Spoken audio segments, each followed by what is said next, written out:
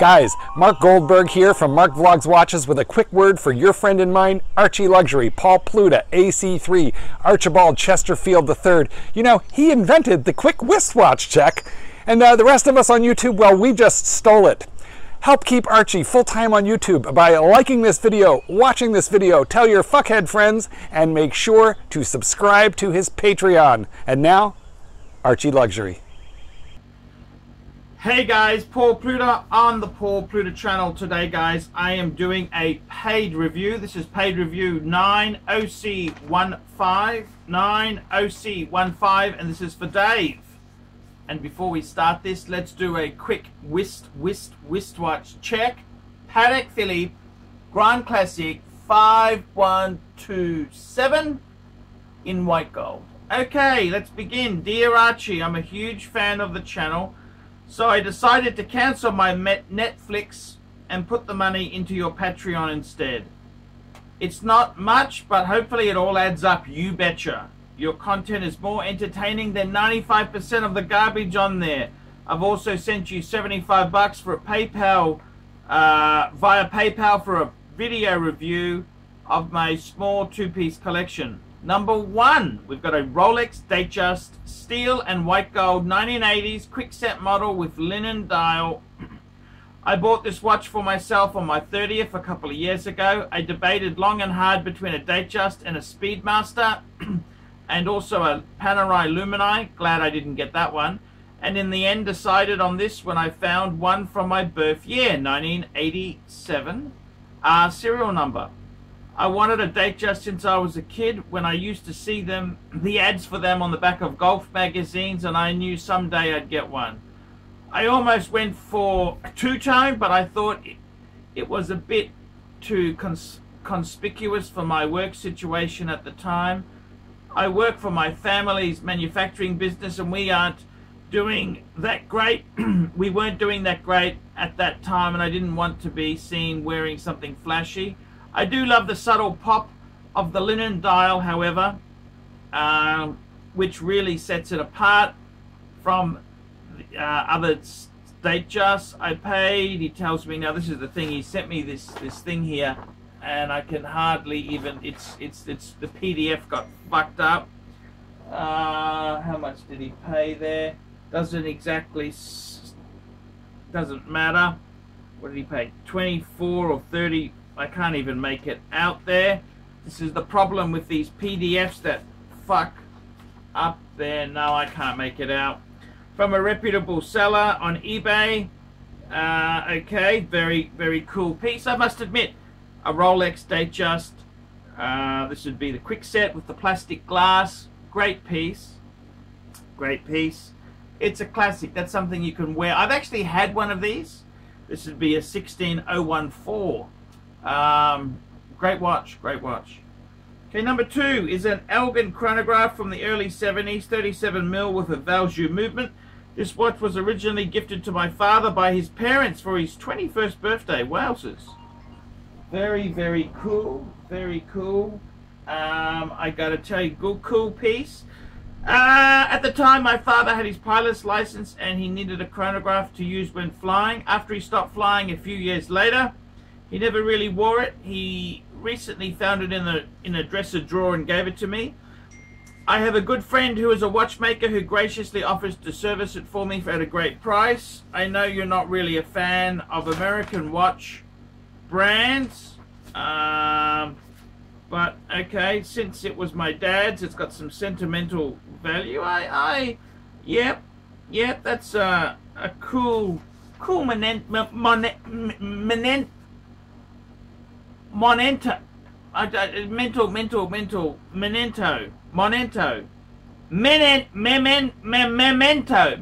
to have there.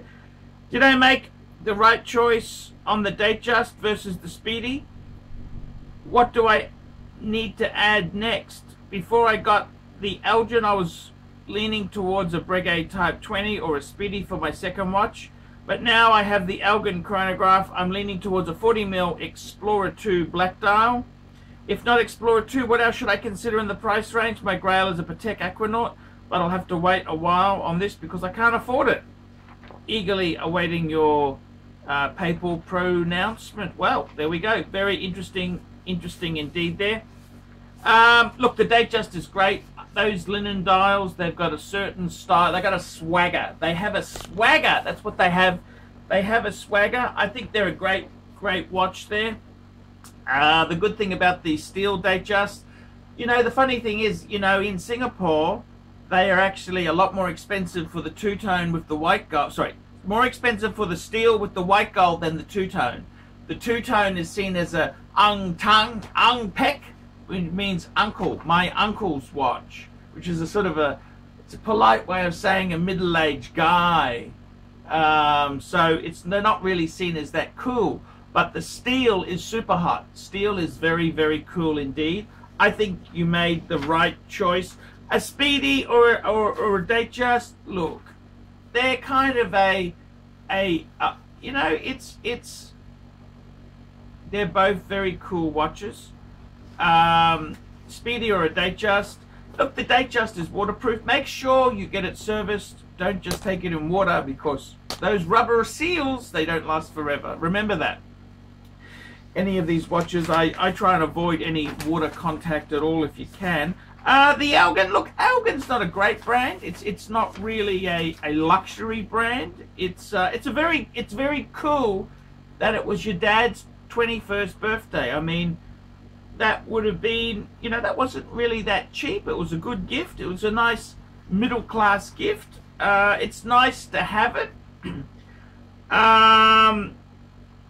I personally think I would still get a Speedy. Yes, I would. I would still get a Speedy. A Breguet Type 20 is a very good piece as well. Look, the Breguet team seems to be a little bit more delicate. With the Breguets, you want to make sure the numbers aren't peeling. The paint sort of can come off in the bezel, the black paint. But the Explorer is a superb watch. What would I get if it was me? Look, I would probably say get the Explorer 2. It's a GMT function watch. They're going up. They're going up. If it was me, I would add the Explorer, and I'd also add a Speedy. And down the track, I reckon the Breguet Type 20 is very cool. Why not build a collection? You don't have to just stop at one. You can build a couple, okay? We don't, you know, just very slowly. I think it tells the story of the owners. So I would honestly say to you, I'd get a couple. I would get, you got your Datejust. So you were born in 1987. Fuck. It's 87. So you're in your 30s. Yep, okay. I'd add an Explorer 2. Then I'd add a Speedy. And then as a Grail, I'd add a Breguet. The Breguet's a great bang per buck. You want to get a nice example. You don't want a used and abused. The only thing with the Breguet, I love Breguet. I think the Breguet Type 20 is a fabulous watch. They are a bit delicate. They're not Rolex tough. They were a highbrow watch. Yes, the Type 20 is kind of it's a great buy on the second-hand market. They're actually a fantastic watch. I've always loved the Bregsters. I've loved it.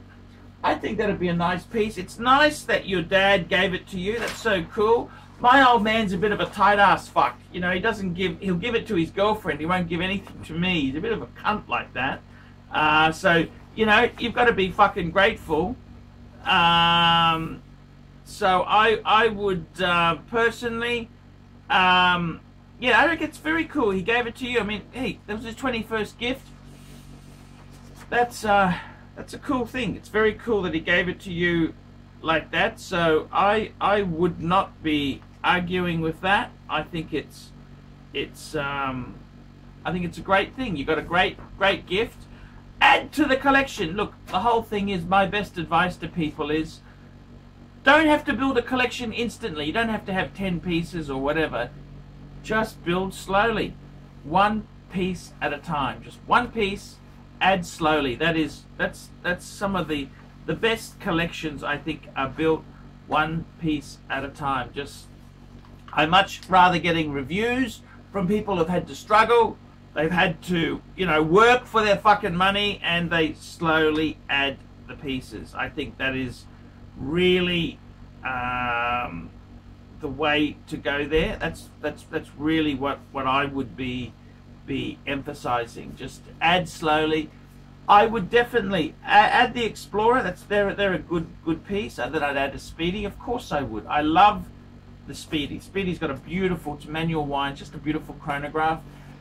The Elgin's not terrible, but it looks also, it's your dad's watch. You keep it because it was your dad's, and I think that's cool. That's very, very cool indeed. So well done, absolutely well done. Enjoy your watches, and yeah, I think that would be super duper cool. Okay, so get the Explorer, get the Speedy, and then get a Breguet. That'll be a beautiful collection. Beautiful collection. Okay, guys, so remember, like, subscribe, tell your fuckhead friends, put some nasty comments below. And guys, remember, man cannot survive on Google Ads alone. Paid reviews keep me in the seat. They keep me going. Without these paid reviews, man, I'd have to go and get a conventional 9-to-5 job. So that would mean no paid reviews and less content. So guys, if you haven't done a paid review, now could be a really good time to do that. Okay guys, until next time, ciao fuckers! Oh. Hey Archie Luxury fans, if you're into luxury, then you gotta be into 66 Buick Rivieras. Check out my son and I, Alex, as we restore this beautiful 66 Buick.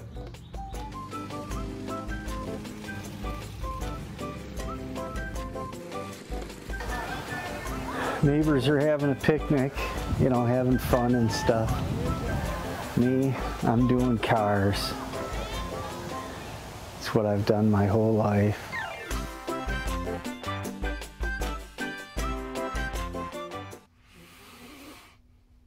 David SW, David SW, David SW. Who does ArchieLuxury recommend is the greatest grey market dealer in America? There's only one choice, David SW.